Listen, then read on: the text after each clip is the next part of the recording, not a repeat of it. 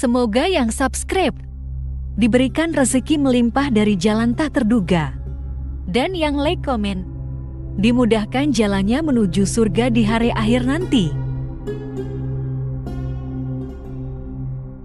Sesungguhnya Fir'aun telah berbuat sewenang-wenang di muka bumi dan menjadikan penduduknya berpecah belah. Dia bertindak semena-mena, lalim, melampaui batas, lebih mementingkan kehidupan dunia dan berpaling dari ketaatan Rob yang Maha Tinggi. Fir'aun memecah menjadi banyak sekali golongan dan kelompok dan menindas sebagian di antara mereka. Fir'aun menindas Bani Israel yang berasal dari keturunan Nabi Yakub. Saat itu, mereka adalah penduduk bumi terbaik. Mereka berada di bawah kuasa Raja Tiran yang zalim, yang memperbudak dan mempekerjakan mereka untuk pekerjaan-pekerjaan hina. Ada banyak faktor yang melatar belakangi perbuatan raja tersebut. Selain karena kebencian, ada juga faktor ramalan yang beredar pada saat itu. Bani Israel mengalami siksaan dan penyiksaan yang tak terkira.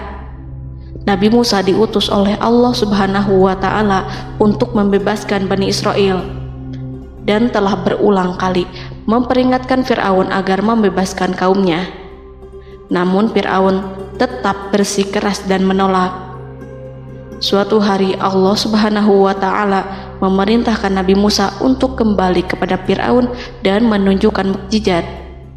Di sana Nabi Musa menunjukkan beberapa mukjizat, termasuk mengubah tongkatnya menjadi ular raksasa dan di tangannya mengeluarkan cahaya. Namun Fir'aun tetap ingkar, dan dari situlah awal mula kehancuran Fir'aun dan pengikutnya. Tentang bagaimana detail kisah lengkapnya serta kelanjutan nasib Fir'aun, dari mana awal mula keangkuhan Fir'aun sampai mengakui dirinya sebagai Tuhan, serta dari mana sumber kekayaan Fir'aun yang sampai penasihatnya saja Qorun bisa membangun istana megah, akan dibahas lengkap di sini. Namun sebelum saya melanjutkan kisahnya, dimohon kepada pemirsa untuk menonton video ini sampai selesai, supaya tidak ada kesalahpahaman dalam memahami isi cerita, serta mohon bantu channel ini semakin berkembang dengan cara subscribe dan berikan like serta komen positifnya. Semoga bantuan pemirsa sekalian menjadi amal jariah dan bernilai pahala di sisinya. Bismillahirrahmanirrahim. Fir'aun menguasai seluruh negeri. Seiring dengan makmurnya negeri Mesir, kekuasaan Fir'aun semakin hari semakin bertambah. Fir'aun berkuasa tanpa ada yang berani menentang, dan dia membuat keputusan sesuka hatinya. Bahkan dengan kesombongannya, dia sampai berani mengaku sebagai Tuhan. Gelar Fir'aun Raja Mesir kuno punya pengaruh besar yang diyakini sebagai seorang yang bertanggung jawab untuk melindungi dunia pada saat itu. Fir'aun bukanlah nama seseorang, melainkan sebutan dalam Al-Quran yang merujuk pada seorang Raja Mesir yang sombong, suka menindas, dan sering melampaui batas, yang hidup ketika Nabi Musa alaihi salam bayi sampai dirinya dibinasakan oleh Allah di Laut Merah. Fir'aun merupakan sebuah gelar bagi raja-raja Mesir yang muncul di era New Kingdom. Pendapat Syekh Abdurrahman As-Sadi mengatakan bahwa Fir'aun merupakan gelar yang diberikan kepada raja-raja Mesir, sebagaimana Raja Babil disebut Namrud, Raja Habasyah disebut An-Najasyi, Raja Yaman disebut Al-Qil, atau Raja Persia yang disebut Kisra, penguasa Roma yang dijuluki Kaisar. Sebutan Fir'aun dalam Al-Quran ini menjurus pada Raja Mesir yang hidup pada tahun 1527 sampai 1407 sebelum Masehi. Fir'aun dikhususkan untuk menyebut penguasa Mesir yang membangkang dan tidak beriman kepada Allah Subhanahu wa Ta'ala. Sedangkan yang beriman kepadanya dikenal dengan nama Malik, yang saat itu hidup di zaman Nabi Yusuf alaihi salam.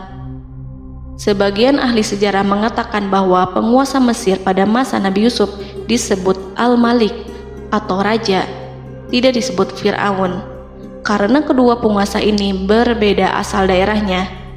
Penguasa Mesir pada masa Nabi Yusuf berasal dari Mesir pesisir, sehingga mudah untuk menerima perubahan.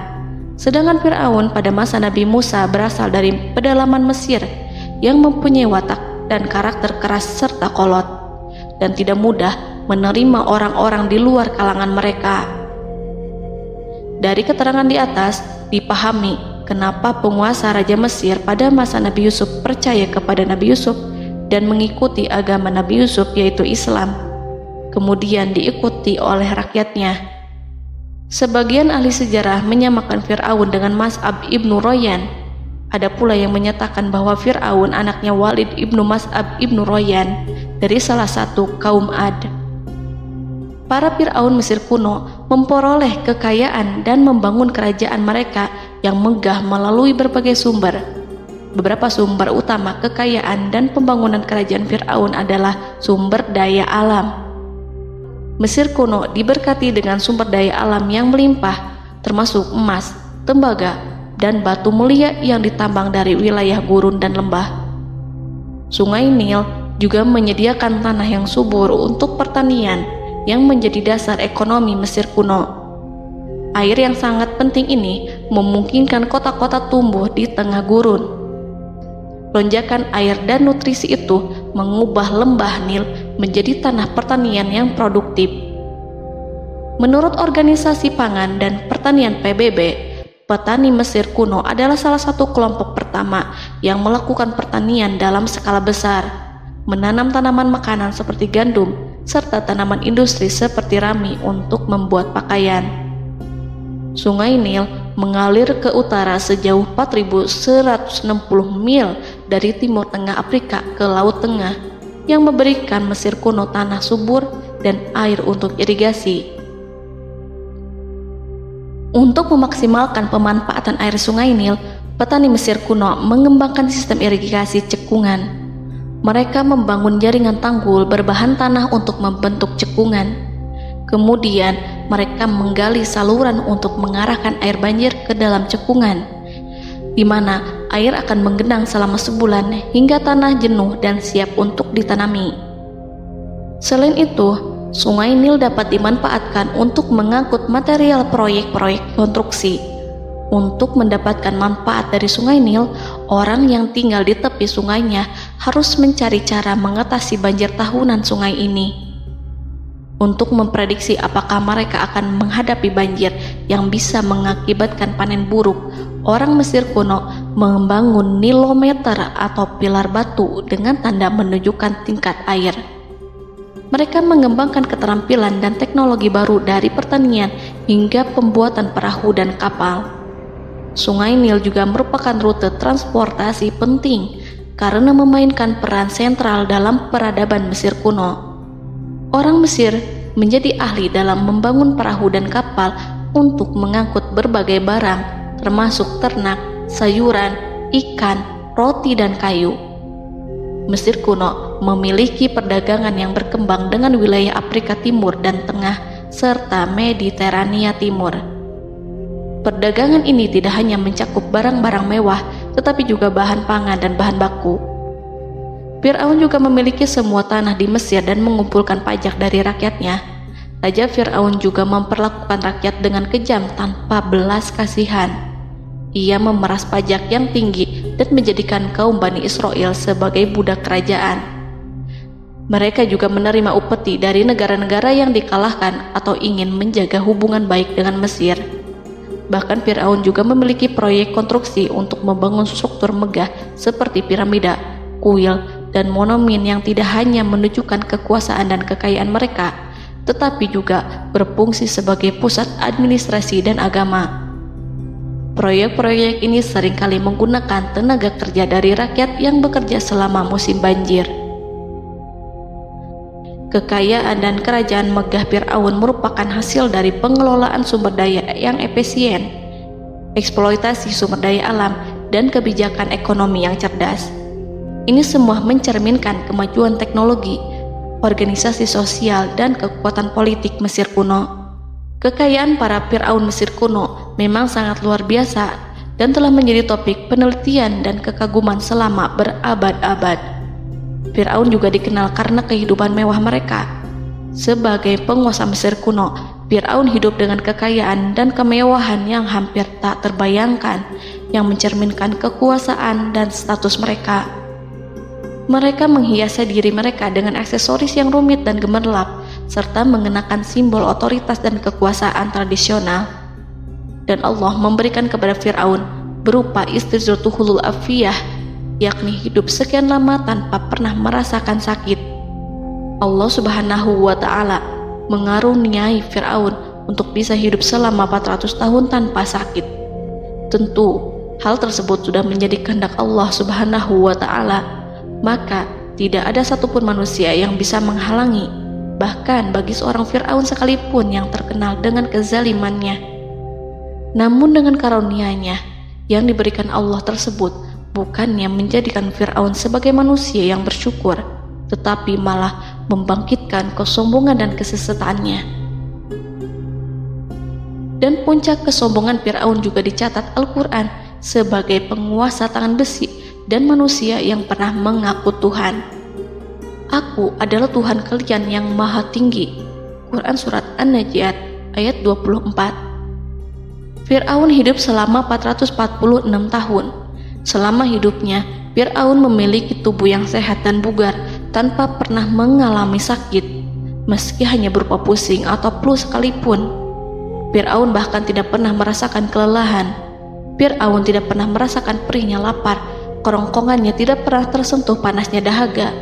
Seandainya dalam semalam saja Fir'aun dilanda sakit berupa pusing atau demam, maka ia akan sibuk untuk mengurus dirinya sendiri dan tidak berpikiran untuk mengaku bahwa ia adalah Tuhan. Hal ini pun dijelaskan dalam kitab Ihya Ulumuddin Al-Qut Al-Qulub oleh Imam Al-Ghazali. Sesungguhnya yang menyebabkan Fir'aun sampai berani mengatakan, "Aku adalah Tuhan kalian yang maha tinggi," hal ini disebabkan karena ia mengalami masa sehat dalam hidupnya yang begitu lama. Kekejaman Raja Fir'aun diikuti dengan kesombongannya. Ia enggan bersyukur atas kemakmuran yang dianugerahkan Allah Subhanahu wa Ta'ala. Ia justru menjadikan negeri Mesir penuh dengan kemusyrikan. Sungguh, dia Fir'aun termasuk orang-orang yang berbuat kerusakan, dan kami hendak memberi karunia kepada orang-orang tertindas di bumi, dan hendak menjadikan mereka pemimpin dan menjadikan mereka orang-orang yang mewarisi bumi. Dan kami teguhkan kedudukan mereka di bumi, dan kami perlihatkan kepada Fir'aun dan Haman bersama bala tentaranya apa yang selalu mereka takutkan dari mereka. Surat Al-Qasas ayat 1-6. Haman yang merupakan penasihat dan sekaligus pelaksana proyek pembangunan menara untuk Fir'aun yang ikut berkontribusi dalam kesesatan Fir'aun, dan dia juga yang menjadi aktor utama atas kezaliman Fir'aun yang nantinya memberikan nasihat kepada Fir'aun dan mendorongnya untuk menolak ajaran Nabi Musa alaihi salam. Faktor yang mendorong Fir'aun melakukan tindakan keji ini adalah Bani Israel yang mempelajari suatu hal yang mereka riwayatkan dari Ibrahim, bahwa suatu saat nanti akan lahir seorang anak Bani Israel yang akan menghancurkan kekuasaan Raja Mesir. Berita gembira ini terjadi saat insiden antara Sarah, istri Nabi Ibrahim alaihissalam, dengan Raja Mesir yang saat itu berniat jahat terhadap Sarah. Namun Allah menjaganya. Berita gembira ini santer terdengar di antara Bani Israel. Kaum Kipti juga membicarakan berita ini, hingga sampailah juga ke telinga Fir'aun. Sebagian amir dan orang-orang dekat Fir'aun menyampaikan hal itu kepadanya saat tengah berbincang pada malam hari. Waktu itu Fir'aun langsung menginstruksikan untuk membunuh seluruh anak laki-laki Bani Israel untuk mengantisipasi kelahiran anak yang dimaksud. Tapi apa boleh buat, kewaspadaan sama sekali tidak bisa menghindari takdir.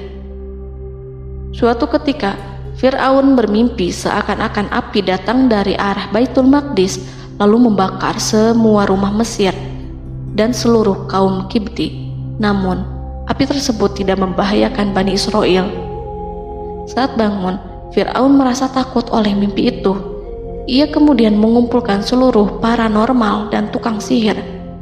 Fir'aun bertanya kepada mereka terkait mimpi itu. Mereka berkata, akan lahir seorang bayi laki-laki dari kalangan Bani Israel yang akan menghancurkan penduduk Mesir. Sebab itulah Fir'aun memerintahkan untuk membunuh anak laki-laki dan membiarkan hidup anak perempuan. Fir'aun sangat mewaspadai agar Musa tidak lahir, hingga menunjuk sejumlah laki-laki dan dukun beranak berpatroli memeriksa para wanita hamil dan mendata waktu kelahiran mereka. Jika ada yang melahirkan anak laki-laki, si bayi langsung disembelih oleh para algojo seketika itu juga. Allah berfirman, "Kami mengilhamkan kepada ibu Musa, susuilah dia Musa. Jika engkau khawatir atas keselamatannya, hanyutkanlah dia ke sungai Nil dalam sebuah peti yang mengapung. Janganlah engkau takut dan janganlah pula bersedih. Sesungguhnya kami pastikan mengembalikan kepadamu dan menjadikan sebagai salah seorang rasul." Surat Al-Qasas ayat 7. Pada saat itu, ibu Musa yang bernama Ayarika, ada juga yang menyebut Ayah Zakat, merasakan kesedihan yang amat dalam dan sudah mengantisipasi sejak pertama kali mengandung Musa. Kehamilannya ini memang tidak terlihat. Harun lahir pada tahun ketika hukuman mati bagi lelaki tidak berlaku, sementara Musa lahir pada tahun di mana bayi laki-laki harus dibunuh. Saat melahirkan, ibunya mendapat ilham agar Musa kecil diletakkan di dalam peti yang diikat dengan tali. Rumahnya tepat di hulu sungai Nil. Ia menyusui Musa, kemudian ketika khawatir pada seseorang, ia meletakkan Musa di peti itu, lalu dilepaskannya ke lautan, sementara talinya tetap dipegang. Setelah semua orang pergi, ia tarik kembali peti itu. Namun suatu hari, ibu Musa melepaskan peti itu, tetapi dia lupa tidak mengikatnya dengan tali, sehingga peti berisi Musa kecil itu hanyut bersama aliran sungai Nil hingga melintas tepat di depan istana Fir'aun. Selir-selir Fir'aun itu memungut peti dalam kondisi tertutup rapat. Mereka tidak berani membukanya. Peti itu kemudian diletakkan di depan istri Fir'aun, Asiyah binti Muzahim. Ada pendapat yang mengatakan bahwa Asiyah berasal dari Bani Israel dari keturunan Musa. Saat membuka penutup peti dan menyingkap tirai penutupnya, Asiyah melihat wajah Musa kecil memancarkan sinar-sinar nubuah kemuliaan. Begitu melihatnya, Asiyah langsung jatuh hati dan sangat mencintainya. Saat Fir'aun tiba, ia berseru, "Apa ini?" Kemudian ia memerintahkan untuk menyembelihnya, tetapi sang istri meminta agar bayi tersebut diberikan kepadanya. Sang istri berkata, "Dia adalah penyejuk mata hati bagiku dan bagimu."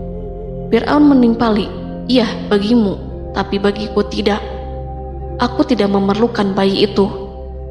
Petaka memang selaras dengan tutur kata. Kata-kata istri Fir'aun, mudah-mudahan dia bermanfaat kepada kita. Allah memberikan manfaat yang ia harapkan. Di dunia, Allah memberikan hidayah padanya melalui sosok Musa, dan di akhirat, Allah menempatkan dia di surganya karena Musa. Atau kita ambil dia menjadi anak. Keduanya pun mengadopsi Musa karena mereka berdua tidak punya anak. Perkataan Asiyah ini diabadikan dalam Al-Quran surat Al-Qasas ayat 9. Dan berkatalah istri Fir'aun, "Ia adalah penyejuk mata hati bagiku dan bagimu. Janganlah kamu membunuhnya. Mudah-mudahan ia bermanfaat kepada kita, atau kita ambil ia menjadi anak, sedangkan mereka tidak menyadari." Dalam ayat ini Allah Subhanahu wa Ta'ala berfirman yang artinya, sedangkan mereka tidak menyadarinya. Ibnu Katsir menjelaskan maksud dari ayat ini, mereka tidak mengetahui apa yang dikehendaki Allah, bahwa di tangan anak itulah terjadinya kehancuran masa depan Fir'aun dan bala tentaranya. Mereka tidak mengetahui hukuman besar Allah yang dikehendaki terhadap Fir'aun dan pasukannya. Mereka tidak tahu bahwa Allah menakdirkan mereka untuk memungutnya. Saat Musa tinggal di kediaman Fir'aun, pihak keluarga ingin menyusuinya. Namun Musa tidak mau menerima susu wanita manapun. Ia juga tidak mau makan, hingga mereka dibuat bingung karenanya.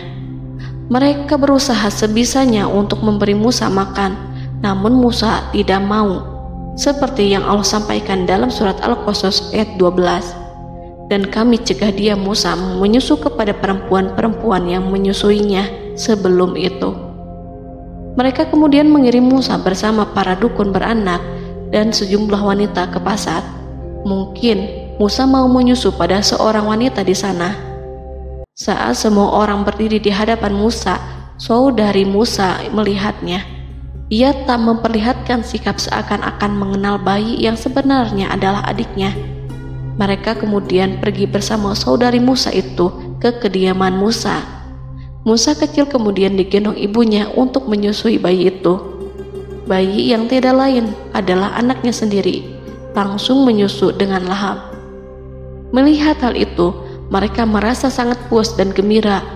Mereka pun melaporkan peristiwa yang sangat menggembirakan itu kepada Asia. Asia meminta agar perempuan yang tidak lain adalah ibunya Musa itu untuk menetap bersamanya dan memohon kebaikan serta kesediaannya. Namun, perempuan itu menolaknya seraya berkata, "Sesungguhnya aku mempunyai suami dan anak-anak yang tidak bisa aku tinggalkan. Akan tetapi, aku siap melakukan jika bayi itu dibawa kepadaku ke rumahku." Akhirnya Asia mengutus ajudan kerajaan untuk menyerahkan bayi itu kepada ibunya Musa untuk disusui secara rutin.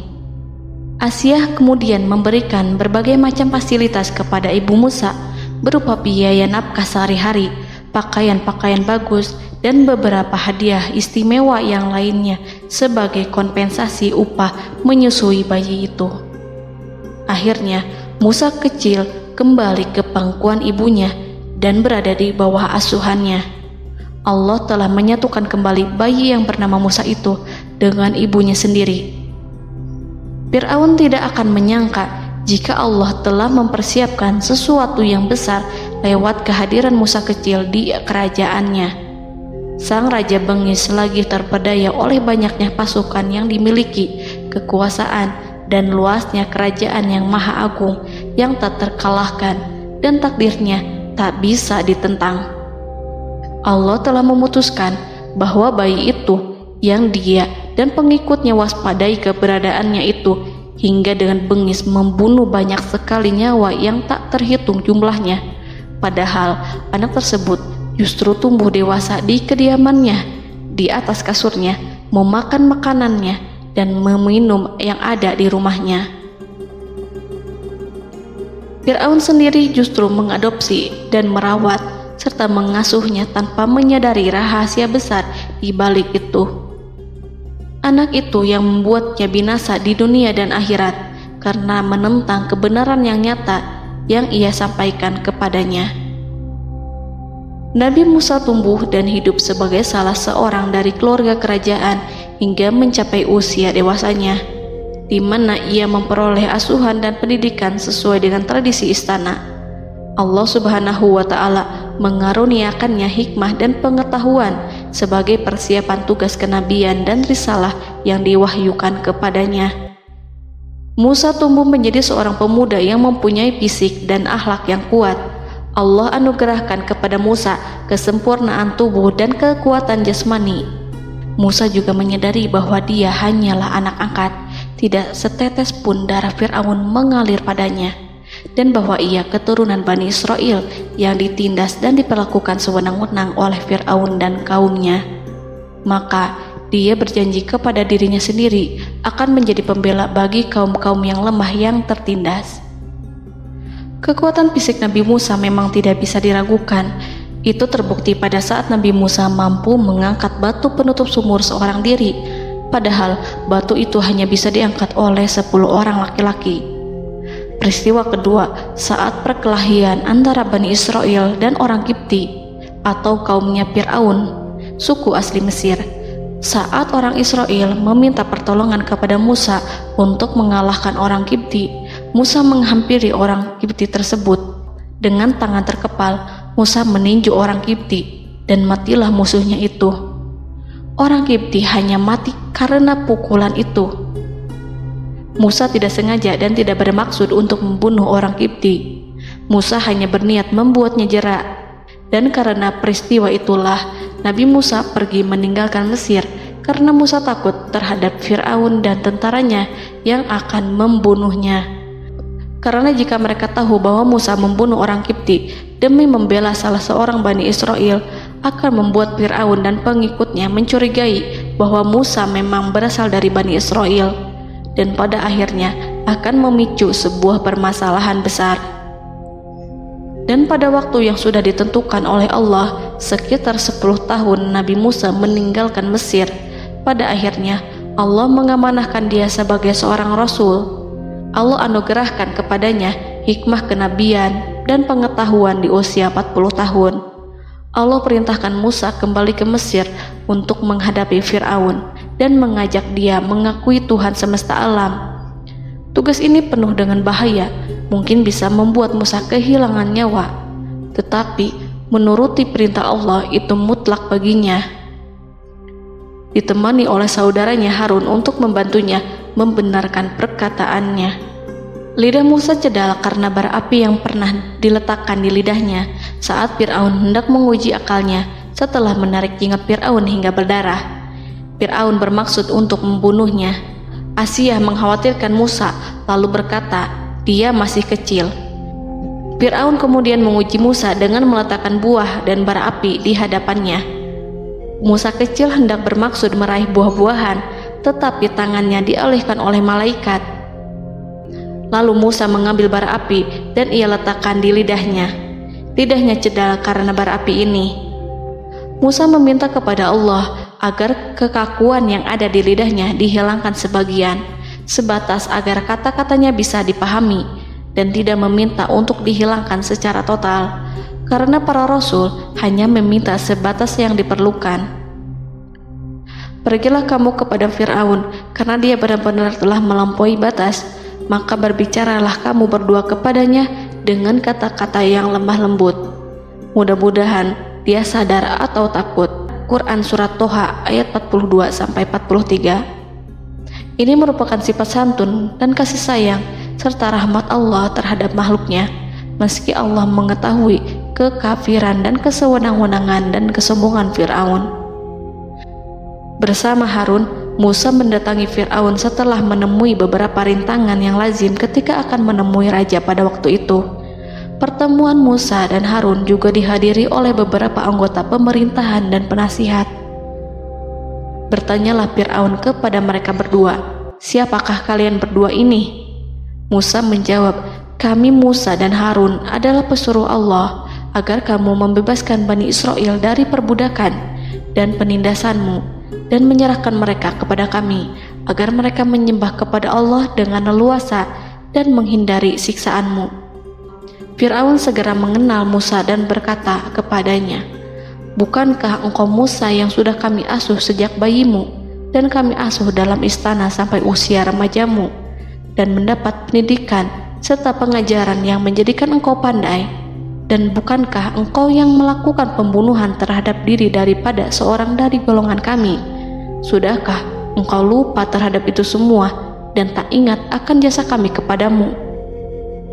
Musa menjawab, bahwasannya engkau telah mengurus aku sejak kecil. Itu bukanlah jasa yang dapat kamu banggakan, karena jatuhnya aku pada tanganmu akibat dari kekejaman dan kezalimanmu tatkala engkau memerintah agar orang-orangmu menyembelih setiap bayi laki-laki yang lahir, sehingga ibuku membiarkanku mengapung di sungai Nil dan aku dipungut oleh istrimu, sehingga selamatlah aku dari pengejaranmu dan penyembelihanmu. Dan kebaikan yang engkau sebutkan itu sebanding dengan perlakuanmu terhadap sebuah suku bangsa besar, yaitu Bani Israel secara keseluruhan, karena engkau telah menindas dan menjadikan mereka budak-budak untuk melayanimu. Dan mengenai pembunuhan itu merupakan kehilafanku, lalu aku lari darimu karena aku takut kepadamu. Namun peristiwa itu merupakan rahmat dan hikmah yang terselubung bagiku, sebab dalam perantauanku setelah aku melarikan diri dari negerimu ini, Allah Subhanahu wa Ta'ala mengaruniakanku dengan hikmah ilmu dan mengutus aku sebagai Rasul. Maka dalam rangka tugasku sebagai Rasul, datanglah aku kepadamu atas perintah Allah untuk mengajak engkau dan kaummu untuk menyembah Allah dan meninggalkan kezaliman serta penindasanmu terhadap Bani Israel yang kau pekerjakan dan perbudak mereka untuk melakukan pekerjaan dan melayanimu. Fir'aun bertanya, siapakah Tuhan yang engkau sebut-sebut itu, hai Musa?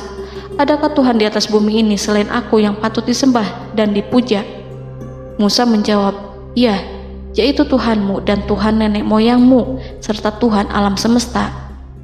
Fir'aun bertanya, siapakah Tuhan alam semesta itu? Musa menjawab, ialah Tuhan langit dan bumi dan segala yang ada di langit dan di bumi. Berkatalah Fir'aun kepada para penasehatnya dan para pembesarnya, sesungguhnya Rasul yang diutus kepada kamu ini adalah seorang yang gila. Kemudian ia balik bertanya kepada Harun dan Musa, siapakah Tuhan kamu berdua? Akulah Tuhanmu yang paling tinggi. Surat An-Najiat ayat 23-24. Dan Fir'aun berkata, wahai para pembesar kaumku, aku tidak mengetahui ada Tuhan bagimu selain aku. Quran Surat Al-Qasas ayat 38.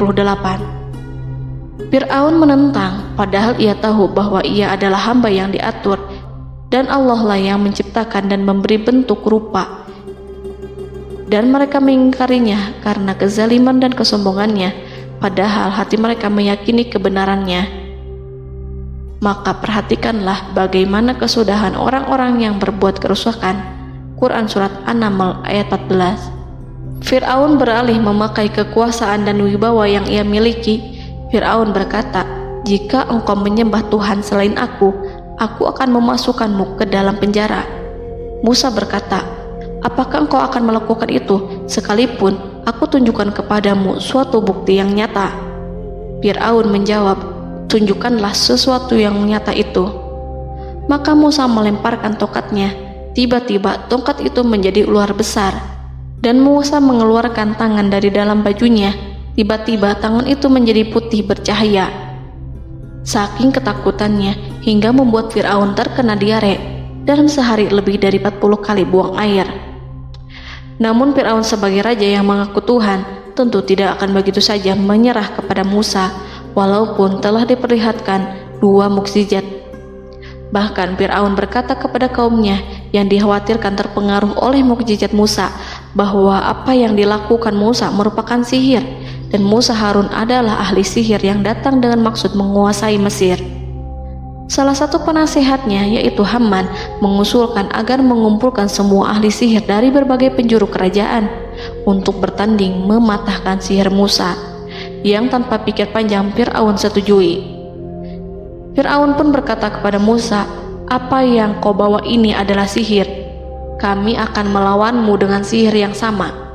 Fir'aun pun kemudian meminta Musa untuk bertemu pada waktu dan tempat yang disepakati, dan langsung disetujui Nabi Musa tanpa ragu sedikit pun.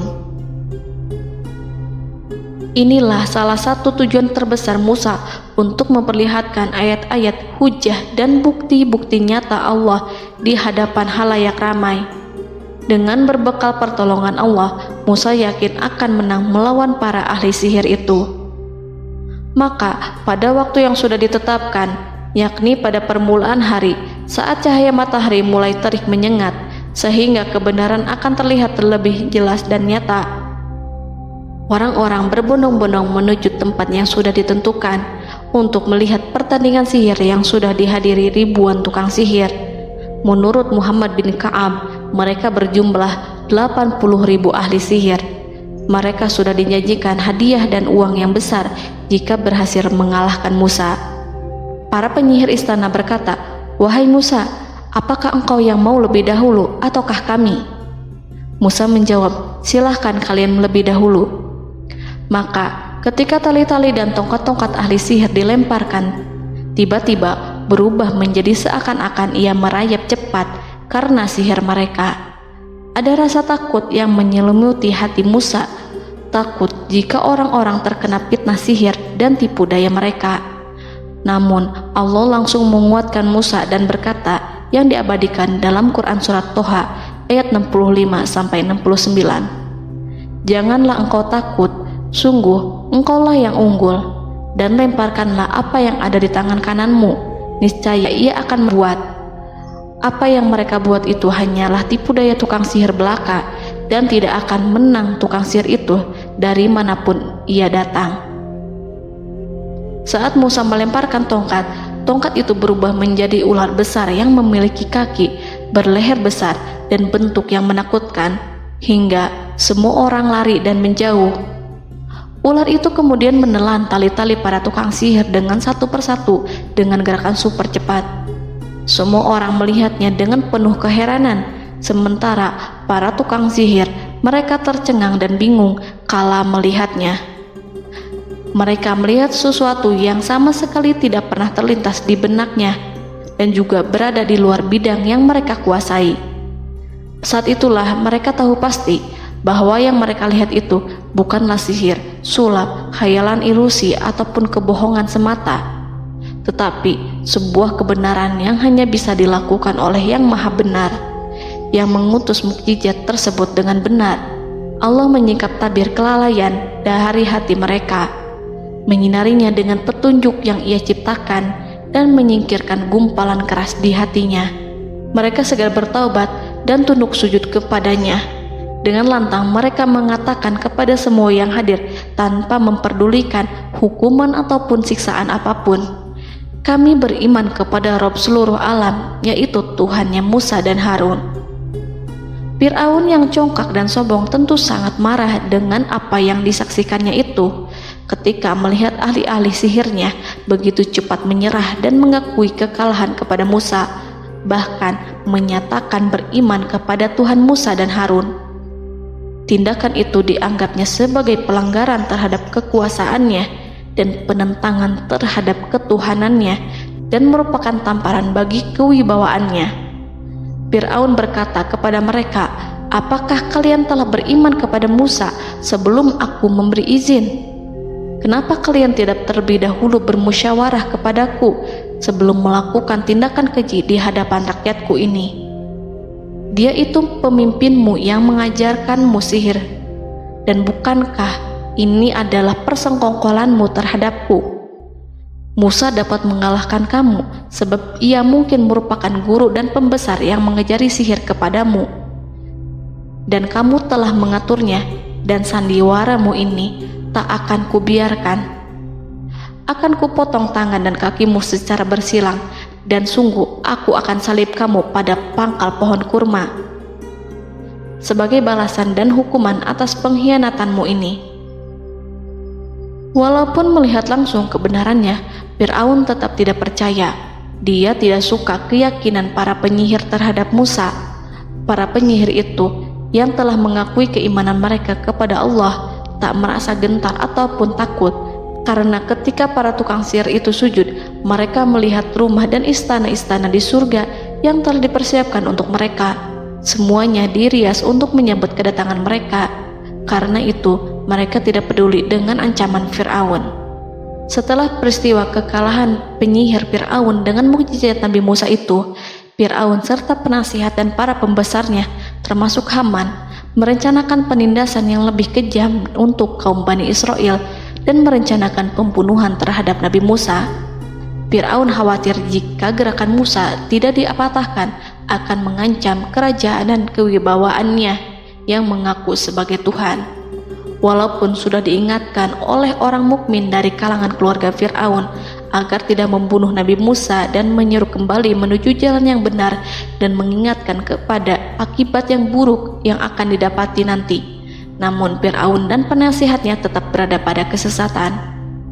Sebagai balasannya, Allah menghukum Fir'aun dan penduduknya dengan kekeringan dan penyakit yang bertahun-tahun karena menolak Rasulnya. Mereka dilanda banjir bandang, darah yang bercampur dengan seluruh air yang ada. Setiap kali mereka akan mengambil air, baik air sumur ataupun air sungai Nil, pasti akan berubah menjadi darah segar. Serbuan belalang pun tidak bisa mereka hindari. Belalang menghinggapi tanaman hingga tak menyisakan satupun buah, daun ataupun rumput. Serangan hama dan wabah katak juga mengerumuni mereka hingga berjatuhan di makanan, wadah-wadah, sampai-sampai ketika ada yang membuka mulut untuk makan ataupun minum, pasti ada katak yang jatuh di situ. Semua hukuman itu hanya menimpa Fir'aun dan pengikutnya, sama sekali tidak menimpa Nabi Musa dan Bani Israel. Namun mereka tidak belajar ataupun berubah, mereka tetap saja kafir dan hanyut dalam kejahatan. Setiap kali Allah timpakan hukuman kepada Fir'aun dan pengikutnya, mereka bersumpah dan berjanji kepada Musa untuk beriman. Namun ketika hukuman itu dihilangkan, mereka ingkar janji, berpaling dan kembali kepada keburukan seperti sedia kala. Dari semua penderitaan ini, Allah perintahkan Musa membawa pengikutnya keluar dari Mesir, memulai perjalanan berbahaya antara hidup dan mati. Setelah mengetahui keberangkatan Nabi Musa dan Bani Israel, Fir'aun bersama tentaranya bergerak untuk membantai mereka. Dengan pasukan besar yang berjumlah lebih dari 1.600.000 personil, ditambah 100.000 ekor kuda berwarna hitam legam, Fir'aun berhasil mengejar rombongan Nabi Musa yang saat itu berjumlah 600.000 prajurit di pantai Laut Merah saat matahari terbit. Pasukan Fir'aun mengepung mereka dari semua arah. Di belakang mereka ada tentara Fir'aun yang kejam, sementara di hadapan mereka Laut Merah yang membentang luas. Kala situasi kian genting dan Fir'aun beserta seluruh pasukannya mendekat dengan kesungguhan hati, diperkuat dan persenjataan, juga dengan amarah dan kedengkian, penglihatan tidak menetap mengarah ke suatu tujuan, dan hati naik menyesak sampai ke tenggorokan. Saat itulah Yang Maha Penyantun lagi kuasa, Rob Arsy yang mulia, mewahyukan kepada Musa, "Pukullah laut itu dengan tongkatmu." Maka tatkala Musa memukulkan tongkatnya ke lautan, laut itu pun terbelah. Air lautan berdiri tegak laksana gunung yang terbelah oleh kuasa yang maha agung, yang bersumber dari zat yang mengatakan kepada sesuatu, "Jadilah," maka jadilah sesuatu itu. Allah memerintahkan angin barat untuk menyapu kerikil-kerikil hitam lautan, hingga dasar lautan berubah menjadi tanah yang kering, yang tidak melekat pada kaki-kaki kuda dan hewan. Allah memerintahkan Musa untuk melintas bersama kaumnya. Mereka segera turun melintas dengan senang. Mereka menyaksikan sebuah hal yang membuat mata tercengang dan memberikan petunjuk pada hati orang-orang yang mukmin. Setelah Musa bersama kaumnya melintas secara keseluruhan dan keluar dari lautan, saat itulah pasukan garis depan Fir'aun baru masuk. Saat itu Musa bermaksud memukulkan tongkat ke lautan agar kondisi laut kembali seperti sedia kala, agar Fir'aun dan pasukannya tidak bisa mengejar. Tapi Allah yang Maha Kuasa dan pemilik keluhuran memerintahkan agar lautan tetap dibiarkan seperti itu, seperti yang ia firmankan. Saat Musa membiarkan lautan dalam kondisi terbelah dan Fir'aun tiba di tepi pantai, ia melihat sesuatu yang dahsyat. Kondisi ini membuatnya tercengang dan ia tahu betul bahwa apa yang dilihatnya adalah pekerjaan Rob Arsy yang mulia, seperti halnya mukjizat lain yang pernah ia lihat sebelumnya. Fir'aun berhenti dan tidak maju. Ia menyesal karena mengejar Bani Israel dalam situasi seperti ini, di saat penyesalan tiada lagi membawa guna. Namun Fir'aun memperlihatkan sikap tangguh dan kuat di hadapan para pasukannya dan memperlakukan mereka layaknya musuh. Jiwa kafir dan watak Fir'aun mendorong dirinya mengatakan kepada kaum yang ia perdaya hingga patuh dan mengikuti kebatilannya, "Lihatlah bagaimana lautan ini terbelah agar aku bisa mengejar budak-budakku yang melarikan diri dari kekuasaanku, menyimpang dari ketaatanku dan meninggalkan negeriku." Fir'aun bersembunyi di barisan belakang dengan harapan ia bisa selamat, tapi mustahil ia bisa selamat. Fir'aun terlihat maju mundur. Dan pada kesempatan itu, Jibril menampakkan diri dalam wujud seorang penunggang kuda perawan, lalu melintas di hadapan kuda jantan yang ditunggangi oleh Fir'aun. Kuda yang ditunggangi Fir'aun meringik menghampiri kuda yang ditunggangi Jibril. Fir'aun kemudian masuk ke dalam lautan hingga mendahului kuda dengan tangkas dan cepat. Fir'aun tidak menghindari mara bahaya dari dirinya ataupun mendatangkan manfaat. Mereka segera menyusul hingga semuanya berada di lautan. Setelah bagian depan hendak mencapai tepi, Allah memerintahkan Musa melalui wahyu untuk memukul lautan dengan tongkat. Musa memukul lautan dengan tongkat. Lautan kembali menyatu seperti sedia kala dan menenggelamkan mereka semua. Tak seorang pun yang selamat. Allah menggambarkan tentang bagaimana Fir'aun didengkot orang-orang kafir Kipti tenggelam. Gelombang besar sesekali turun dan sesekali naik membawa Fir'aun. Bani Israel melihatnya dan juga pasukannya, seperti apa siksa dan petaka besar yang Allah timpakan kepadanya dan juga pasukannya, agar Bani Israel senang dan lega. Saat Fir'aun menyaksikan kematian dan mulai sakarat, ia kembali kepada jalan kebenaran dan bertaubat, serta beriman pada saat keimanan tiada lagi membawa guna. Seperti yang Allah sampaikan dalam ayat yang lain, sesungguhnya orang-orang yang dipastikan mendapat ketetapan Rabb-Mu tidaklah akan beriman meskipun mereka mendapat tanda-tanda kebesaran Allah hingga mereka menyaksikan azab yang pedih. Quran Surat Yunus ayat 96-97. Seperti itulah Musa mendoakan keburukan pada Fir'aun dan golongannya agar harta benda mereka dibinasakan, hati mereka diikat sehingga mereka tidak akan beriman hingga melihat siksaan yang pedih, yaitu ketika keimanan tidak ada lagi membawa guna bagi mereka, sekaligus sebagai penyesalan bagi mereka. Allah berfirman kepada Musa dan Harun saat keduanya mengucapkan doa tersebut, sungguh telah diperkenankan permohonan kamu berdua. Quran Surat Yunus ayat 89. Siksaan yang ditimpakan kepada Fir'aun dan pasukannya ini merupakan jawaban atas doa Musa dan saudaranya Harun. Dalam hadis riwayat Imam Ahmad, Rasulullah Shallallahu Alaihi Wasallam bersabda, saat Fir'aun berkata, aku percaya bahwa tidak ada Tuhan melainkan Rabb yang dipercaya Bani Israel, Jibril berkata kepadaku, wahai Muhammad, andai kau melihatku saat mengambil pasir lautan, lalu aku sumpalkan ke mulutnya karena khawatir jika rahmat menghampirinya. Ibnu Abbas dan lainnya mengatakan, sebagian Bani Israel meragukan kematian Fir'aun, bahkan ada yang menyatakan bahwa Fir'aun tidak mati. Allah kemudian memerintahkan lautan untuk mengapungkan jasad Fir'aun. Menurut pendapat lain, Fir'aun terangkat ke permukaan air. Ibnu Abbas dan lainnya mengatakan, sebagian Bani Israel meragukan kematian Fir'aun, bahkan ada yang menyatakan bahwa Fir'aun tidak mati. Allah kemudian memerintahkan lautan untuk mengapungkan jasad Fir'aun.